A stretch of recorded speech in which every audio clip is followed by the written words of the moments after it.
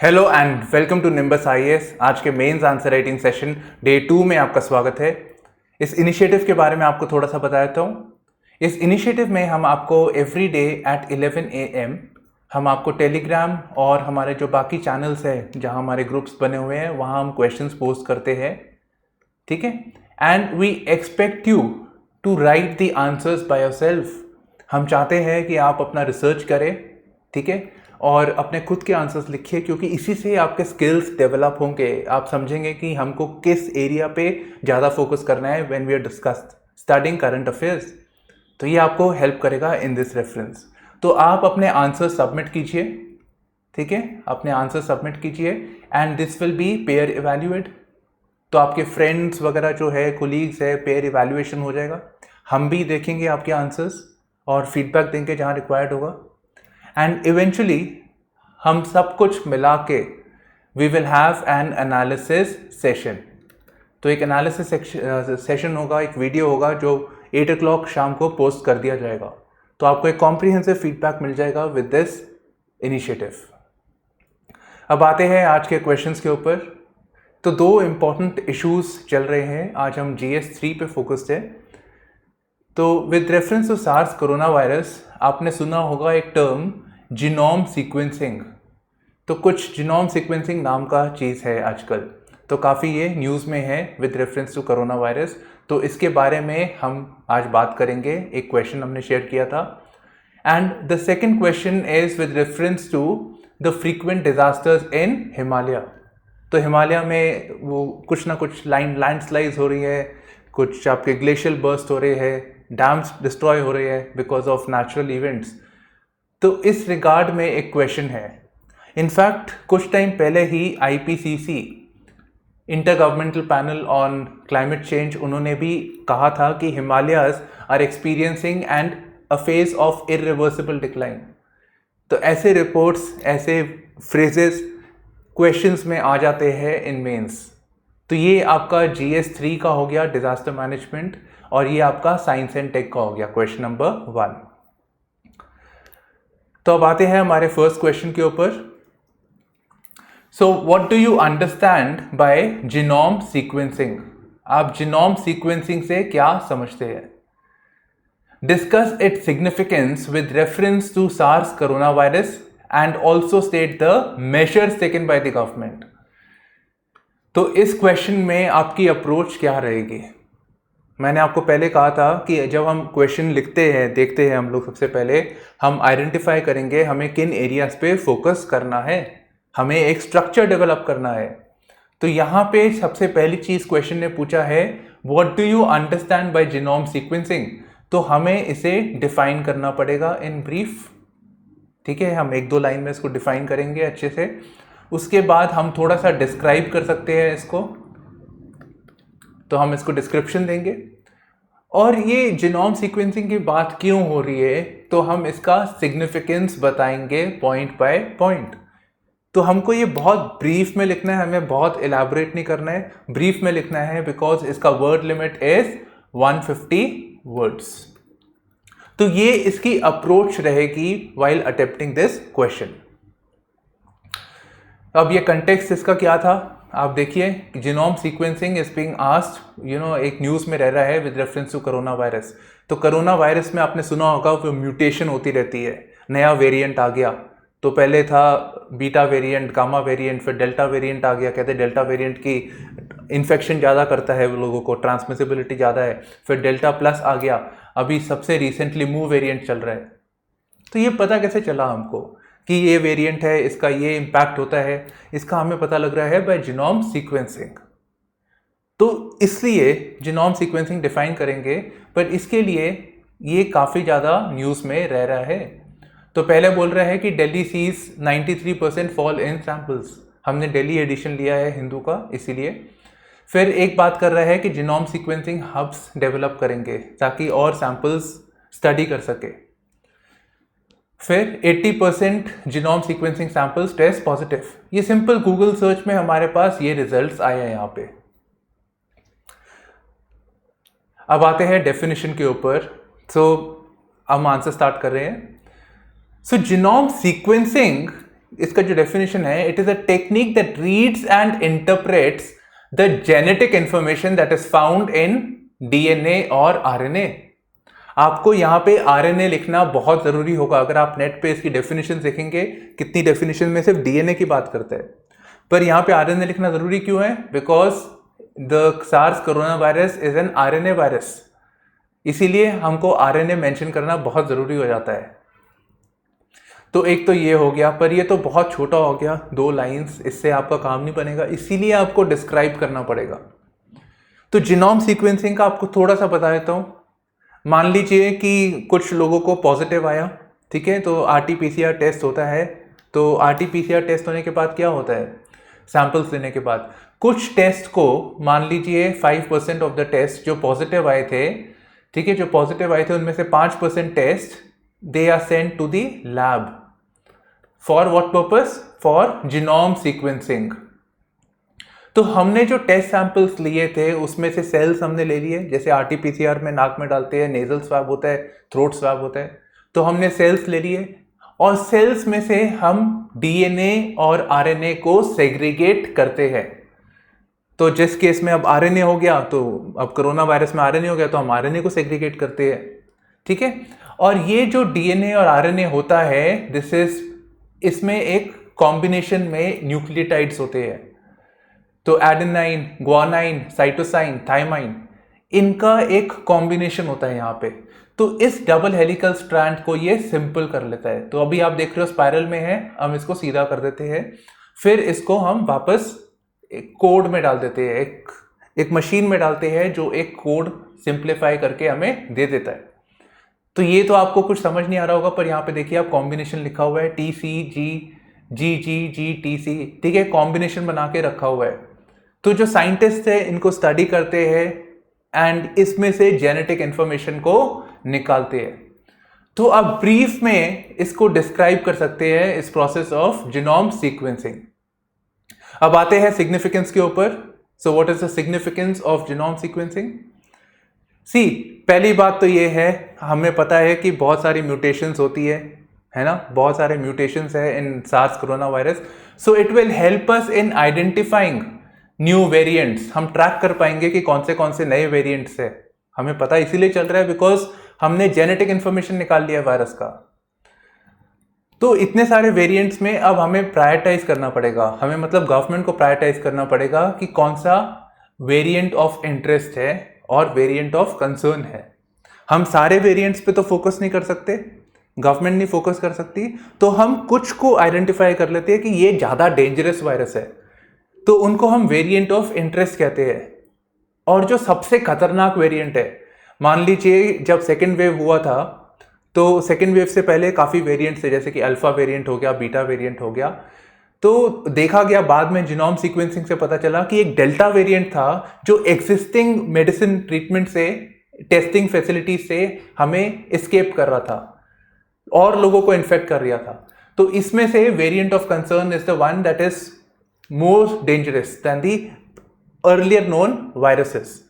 तो इनको variant of interest end variant of concern, तो इससे हमें पता लगता है कि कौन सा वेरिएंट है, उसका इन्फेक्शन क्या है, वो सब हमको डिटेल यहां से पता लगता है। सेकेंडली, इट हेल्प्स आइडेंटिफाई कोविड-19। हमें कोविड-19 के बारे में और पता लगता है इसकी वजह से, एंड हमें पता लगता है कि ये म्यूटेट कैसे हो रहा है, क्या प्रोसेस से वो म्यूटेशंस आ रही है, ताकि हम करेक्टिव मेजर्स ले सके। It helps us in understanding how these mutation affect the characteristics of the virus. अभी देखिए, यहाँ पे WHO का एक चार्ट था जहाँ पे बताया गया है कि कौन से वेरिएंट्स है, ठीक है। तो हमने ग्रीक वर्ड्स में इसको माना हुआ है, अल्फा, बीटा, गामा, डेल्टा, एपिल्सन, अभी मू आ गया, डेल्टा प्लस आ गया। तो इसके कुछ एट्रीब्यूट्स है यहाँ पे, ट्रांसमिसिबिलिटी, इम्यून इवेसिवनेस, वैक्सीन इफेक्टिवनेस। तो हमें पता लगता है बिकॉज ऑफ जीनोम सीक्वेंसिंग, हम जब उनकी टेस्टिंग करते हैं पॉजिटिव सैंपल्स में से, हमें पता लगता है कि हाँ, इसको डेल्टा वेरिएंट था, तो डेल्टा वेरिएंट की transmissibility is higher than the other variants, ठीक है, ज्यादा प्लस है यहाँ पे। फिर हमें पता लगता है कि मान लीजिए बीटा वाला है, तो एग्जिस्टिंग लाइन ऑफ जो बॉडी का इम्यून सिस्टम है उसको ज्यादा बाईपास कर पा रहा है, medicine are not able to cure it. तो इनफैक्ट डेल्टा प्लस वेरिएंट था, उसमें डेल्टा के ट्रेट्स भी थे और बीटा के ट्रेट्स भी थे। तो इस रिगार्ड में हमें पता लगता है कि कौन सी मेडिसिन काम करेगी, कौन सी नहीं करेगी, क्योंकि existing line of treatment is not working, हमें यहाँ दिख रहा है, तो हमें कुछ चेंज करना पड़ेगा। तो ये सब हमको जीनोम सीक्वेंसिंग से पता चलेगा। Then the next point, it will help provide the information to better understand how it might affect health. तो हेल्थ पे क्या इफेक्ट होगा वो सब हमको पता लगता है। Then it will help identify medication, कौन सी मेडिसिन लेनी पड़ेगी, कौन सी वैक्सीन ज़्यादा इफेक्टिव होगी। कभी कभी आपने न्यूज़ में पढ़ा होगा कि Covishield is more effective against delta variant, कभी आता है कि इट इज़ लेस इफेक्टिव। तो कैसे पता चल रहा है? बिकॉज मान लीजिए किसी को वायरस, ये कोरोना वायरस हो गया, कोविड हो गया positive, after getting the vaccination, Covishield के बाद उसको वायरस हो गया वापस से, तो उससे हमें पता लगता है कि कौन सी इफेक्टिव है, कौन सी नहीं है। फिर लास्टली जब हमारे पास ये सारा इंफॉर्मेशन आ जाएगा, सारा डिटेल आ जाएगा, so we can have an informed policy making. हमारे पॉलिसी मेकर्स को पता होगा कि ये खतरा है, ये खतरा नहीं है, so they can make the right decisions. और इससे हमें ये भी पता लग जाएगा हमें हेल्थ प्रिपेयर्डनेस पे कितना काम करना पड़ेगा। By the way, all these points that I have just mentioned were actually in the small, Hindu का पेपर आपने देखा होगा, छोटे छोटे एक समरीज होती है, उसमें से मैंने सारा इंफॉर्मेशन यहाँ पे निकाल लिया। तो ये बस आपको एक बार दिखाना चाहता था कि कितनी सिंपल होती है चीजें। अब गवर्नमेंट ने मेजर्स कौन से लिए, आपको ब्रीफ में लिखना है। हम क्योंकि क्लास कर रहे हैं थोड़े, हमने और जितने मेजर्स लिए सारे डॉक्यूमेंट कर दिए। So we have referred the PIP over here. So with reference to genome sequencing, क्योंकि इंडिया का हेल्थ केयर थोड़ा वीक है, हमारा रिसर्च एंड डेवलपमेंट भी थोड़ा वीक है। पिछली क्लास में बताया था 1.2% of GDP is being spent on health care. तो इस रिगार्ड में गवर्नमेंट ने क्या किया है, India has constituted a lab network of academic institutions. जो ऑलरेडी हमारे पास इंफ्रा था उसको हमने कंबाइन कर दिया है, बेस्ट लैब्स को कंबाइन कर दिया है, and we are calling this as INSACOG। So it's a framework जो कंबाइंड वे में जीनोम सीक्वेंसिंग की रिसोर्सेज प्रोवाइड कर रही है। तो अब तक हमने, जुलाई 2021 का डेटा है, अब तक हमारे पास 58,240 सैंपल्स हो गए हैं। देखा जाए तो ये एक्चुअली बहुत कम है given the population size, but we are increasing the capacity. Then recently ये जो सैंपल्स आते हैं पॉजिटिव, टेस्टिंग होती है, फिर उसको जीनोम सीक्वेंसिंग करते हैं, तो उसका टाइम कम करने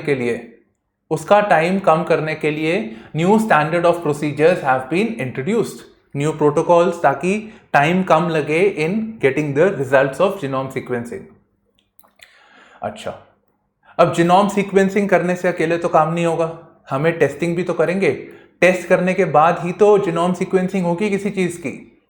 सो इन द मीन टाइम हमने अपना टेस्टिंग इंफ्रास्ट्रक्चर इंप्रूव किया है। हमने the improvement in the health care sector थोड़ा सा हमने इंप्रूव किया है, जिसकी वजह से हमारे पास बेटर डेटा आ रहा है। Then in a bid to further strengthen the infrastructure in place to carry out genome sequencing, the Genome Sequencing National Reference Laboratory for Antimicrobial Resistance was inaugurated। तो एक नया मेजर लिया गया था, एक नई लैब डेवलप करी थी स्पेसिफिकली फॉर जीनोम सीक्वेंसिंग। फिर एक नया पोर्टल डेवलप किया है, या डैशबोर्ड कह लीजिए, जिसको कहते हैं गियर 19। तो गियर 19 में क्या होता है, जो भी डेटा आ रहा है उसको एक ग्राफिकल फॉर्म में वो शेयर करता है, ताकि पब्लिक को, हेल्थ केयर स्पेशलिस्ट, उन सबको ये डेटा मिलते रहे, so that they can take the right decisions. और फिर लास्ट में, India is partnering with global initiative for sharing all influenza data.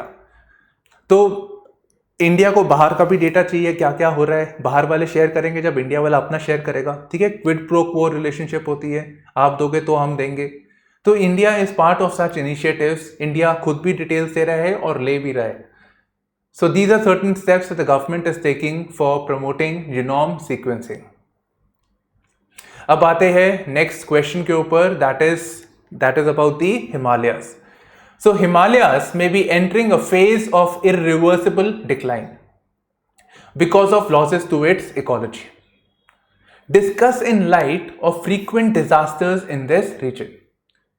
ठीक है, टाइम एंड अगेन हम देख रहे हैं कि हिमालय की इकोलॉजी चेंज हो रही है. आप लोग चंडीगढ़ में रहते होंगे मोस्ट ऑफ यू, तो अगर आप ट्रैवल करेंगे टू द शिमला साइड आप देखेंगे कि because of the construction activities काफ़ी सारा डिफॉरेस्टेशन हुआ है, वहाँ पे ब्लास्टिंग हुई है, रोड्स को वाइडन किया है, तो obviously Himalayan ecology has been affected.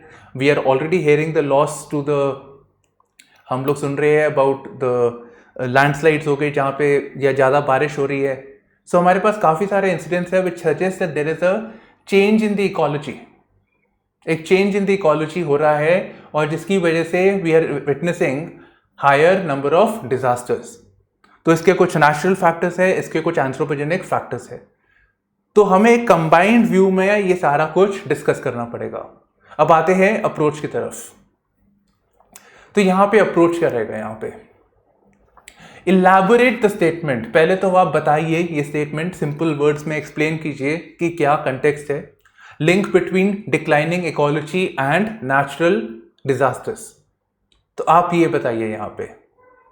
उसके बाद establish the argument by citing a recent report. मैंने आपको क्लास के स्टार्ट में बताया था कि एक नई रिपोर्ट आई है जिसमें इसका रेफरेंस किया गया है. Give examples of natural disasters. आप नेचुरल डिजास्टर दीजिए और उसको कनेक्ट कीजिए about the decline of the Himalayas और द इकोलॉजी. आप इन दोनों बातों को मैच कीजिए यहाँ पे by giving more and more examples. Next आप बताइए, सजेशंस दीजिए, गिव सजेशंस, और फिर छोटा सा आप एक कंक्लूजन दीजिए based on the points that you have mentioned. तो ये आपकी अप्रोच हो गई यहां पे. अब आते हैं आंसर की तरफ. देखो, मैंने आपको पहले बोला था इलैबोरेट द स्टेटमेंट. ये जो प्रॉब्लम ऑफ चेंजिंग इकोलॉजी और नेचुरल डिजास्टर्स ये आज की नहीं है, ये पहले के चलती आई है. इनफैक्ट जो आजकल हम देख रहे हैं वो पुराने कर्मों का फल है. तो environmentalists, the people who were environmentalists and the people who were concerned about the welfare of the well-being of the Himalayas, they were warning about the risk to the Himalayan ecology. वो बोल रहे थे कि unplanned development हो रही है and this will lead to the damage to the Himalayan ecology. They also warned of the natural disasters. तो ये वार्निंग दी गई थी, ये बताया गया था कि ये प्रॉब्लम्स चल रही है. अब ऐसा इसलिए है बिकॉज वन, हिमालयाज एक यंग फोल्ड माउंटेन है. आपको पता होगा कि Indian plate and Eurasian plate they merge together and Himalayas are still forming. तो हिमालयाज अभी भी बन रहे हैं, they are moving, so it's highly tectonic. और इसकी वजह से there are more incidents of natural disasters. वैसे ही यहाँ पे प्रोन है. तो हिमालयाज की टेरेन भी रगेड है, rainfalls are also there and therefore it is one of the most hazard prone region. वैसे ही यहाँ पे हैजार्ड होने की इंसिडेंस ज़्यादा थी. नेचुरल फैक्टर्स ही है ये. तो उसके बाद एंथ्रोपोजेनिक फैक्टर्स हो गए, मतलब ह्यूमन मैन मेड फैक्टर्स, जैसे कि अनप्लान्ड अर्बनाइजेशन हो रहा है, वहाँ पे डेवलपमेंटल वर्क हो रहे हैं. डैम्स का आपके पास एग्जांपल है, अभी रिसेंटली कुछ फोटोज थी अभी रिसेंट में कि रोड्स सिंक हो गए. तो हमारे पास काफ़ी सारे एग्जाम्पल्स है which tell us about the anthropogenic factors. फिर आप रिपोर्ट का मेंशन कर सकते हैं अबाउट द आईपीसीसी रिपोर्ट, जिन्होंने फ्लैग किया है about the irreversible damage to the Himalayan ecology. तो उन्होंने कहा है because of climate change and want of catastrophic climate related events in the Himalayan ecosystem. So it warned of the damages to the prevailing ecosystem with a reference to the construction activities that are neither suitable nor resilient. तो हमारे पास एक report है, fortunately एक report है by which we can actually substantiate a point. तो ये एक फायदा होगा हमें. अब हम थोड़े एग्जाम्पल्स के साथ इसको देखते हैं कि how there is a changing ecology and natural disasters. तो सबसे पहले तो हम आजकल जो देखते हैं कि डैम बनाओ, और डैम देखो अगर सोशल मीडिया पे, व्हाट्सएप पे, न्यूज़ में तो आता ही है. तो डैम एकदम उड़ गया, वहाँ पे ग्लेशियल बर्स्ट हुआ या कुछ भी हुआ. आपके पास केदारनाथ का एग्जाम्पल है, ठीक है, Haridwar floods 2013. So what is happening most recently is that those areas जहाँ पे बारिश इतनी नहीं होती थी, पहले तो बारिश होती थी पर अब incidence of rain has actually increased. और पहले बारिश लंबे पीरियड में होती थी, एक स्प्रेड आउट होती थी, पर आजकल देख रहे हैं बारिश कम टाइम के लिए हो रही है पर बहुत ज़्यादा बारिश एक साथ हो रही है। So we see a change in ecology, and because of this change in ecology we see more natural disasters, because इतना पानी नहीं हैंडल कर पा रही, और इसकी वजह से जहाँ पे फ्लड प्लेन्स में भी घर बना दिया लोगों ने, वो वॉश आउट हो रहे हैं यहाँ पे। किन्नौर का भी एक एग्जाम्पल है, Kinnaur district. Kinnaur district is otherwise a dry mountain area, पर वहाँ पे ड्राई माउंटेन एरिया है तो सूखा है, सैंड इज थोड़ा लूज है वहाँ पे, पर बारिश हो गई एकदम सडनली, आजकल बारिश हो रही है, अनप्रिडिक्टेबल हो रहा है बिकॉज ऑफ क्लाइमेट चेंज, तो वहाँ पे इसकी वजह से लैंडस्लाइड्स हो गई, बोल्डर स्टार्टेड फॉलिंग, ठीक है, and lot of casualties are taken place. So this is one example, and because of this we are seeing incidents of slips and landslides. Then anthropogenic factors ही ले लीजिए आप, construction activities हो रही है that is being done in an unplanned manner. हम ये नहीं कह सकते कि कंस्ट्रक्शन मत कीजिए, पर at least do it in a planned manner. तो आजकल या साइंटिफिक मैनर में, तो पहले पत्थर तोड़ने के लिए हम लोग ब्लास्ट करते थे, तो we used to engage in exploding of the mountains. पर आजकल क्या कर रहे हैं, instead of exploding the mountains हम इम्प्लोड कर रहे हैं, हम जमीन के अंदर बॉम्ब रखते हैं एंड वी ब्लास्ट इट, तो ताकि वो जो डिस्ट्रक्शन होता है वो अंदर को होता है। बट इररिस्पेक्टिव रॉक लेयर्स उसकी वजह से डिस्टर्ब हो रही है, क्रैक हो रही है, फ्रैगमेंट हो रही है। So this leads to loosening of the rocks, ठीक है, तो इकोलॉजी चेंज हो रही है और उसकी वजह से लैंडस्लाइड्स हो रही है। फिर आपके पास एग्जाम्पल है about the widening of the roads, आप माउंटेन्स को काट रहे हैं यहाँ पे, ठीक है, तो वैसे ही सेटल नहीं था, आप उसको और काट रहे हैं, तो उसकी वजह से there is more incidents of these disasters. Then deforestation taking place. Deforestation, forest plays a very important role in maintaining the ecology, पर डिफॉरेस्टेशन से क्या हो रहा है, फॉरेस्ट होते थे वो ट्री को, जो ट्री के रूट्स होते हैं दे बाइंड द सॉइल, पर अब because the trees are being destroyed, the soil उसको बाइंड नहीं कर रहा है, रूट्स उसको बाइंड नहीं कर रहे हैं यहाँ पे। प्लस अगर फ्लडिंग होती है, कुछ होता है, तो the tree acts as breakwaters. The tree also plays a role, forest also play a role in accumulation of cloud around the region and therefore the rains. पर इसकी वजह से we see desertification taking place because of deforestation। हम देख रहे हैं desertification हो रहा है, aridity बढ़ रही है, and again एक तो पानी की प्रॉब्लम आ रही है, शॉर्टेज ऑफ वाटर, शिमला में आ जाता है न्यूज़ में गर्मियों में कि पानी नहीं है, और दूसरी बात the soil is loose, therefore we see the incidence of flooding as well as landslides in the region. फिर एक एग्जाम्पल है about the glacial retreat, glacial burst. हम सब कुछ एक्चुअली इसी फोटो के थ्रू समझ सकते हैं। आप ये देखिए, ये एक एग्जाम्पल है, इसी पहाड़ का एग्जाम्पल है, यहाँ पे ग्लेशियर यहाँ तक होता था किसी टाइम पे, ठीक है, दिस इज द ग्लेशियर यहाँ पे।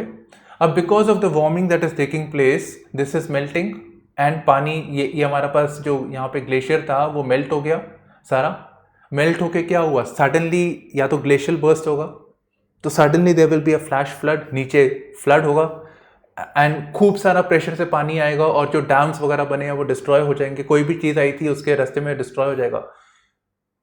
सो one we will have incidents of, this is an example of changing ecology, but because of this we see incidents of glacial burst, flash floods as well as avalanche.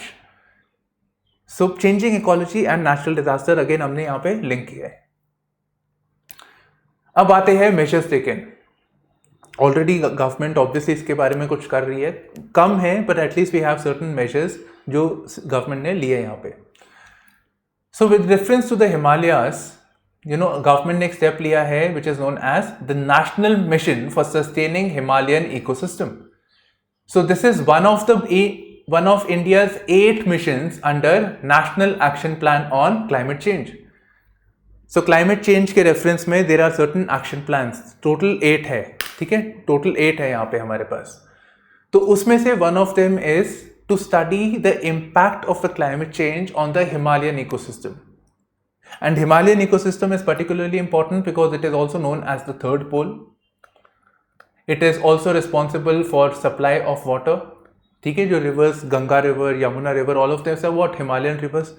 तो इसमें हमें भी affect होगा, हो सकता है the monsoonal system, monsoonal cycle वो भी इफेक्ट हो. So we are trying to study that and take suitable measures. And इसी रेफरेंस में to have more knowledge about the Himalayas we are engaging in bilateral retreats. हम बाकी कंट्रीज के साथ कोलैबोरेट भी कर रही है. So one such initiative is Indian Himalayas climate adaptation programme. So ये एक इनिशिएटिव है बिटवीन इंडिया एंड स्विट्जरलैंड. और कुछ नहीं, तो वी आर फोकसिंग ऑन अगर कोई प्रोजेक्ट इंट्रोड्यूस होता है, now it is required to have an environment impact assessment. So अगर कोई प्रोजेक्ट आता है उसका इम्पैक्ट क्या होगा, जैसे मान लो डैम बनाया है तो उसका इम्पैक्ट क्या होगा ऑन द लोकल एनवायरमेंट या लोकल इकोलॉजी पे क्या इम्पैक्ट होगा, दैट विल बी असेस्ड. तो उसका वो असेसमेंट करेंगे एंड उसके बेसिस में दे विल सी कि प्रोजेक्ट करना चाहिए या नहीं करना चाहिए. मान लिए डैम बनाया है, डैम रख रहे हैं हम लोग, तो डैम से पानी खड़ा होगा तो दूसरी जगह पे सूखा हो जाएगा या पानी डाइवर्ट करोगे. So we will assess what will be the impact on the environment, कितना पोल्यूशन होगा इन द कंस्ट्रक्शन एक्टिविटी, वो सब हम असेस करेंगे और वायबिलिटी डिटरमाइन करेंगे. अब मान लिए प्रोजेक्ट फिर भी करते हैं, then it helps us in understanding the mitigation measures कि हमें क्या करेक्टिव मेजर्स लेने चाहिए.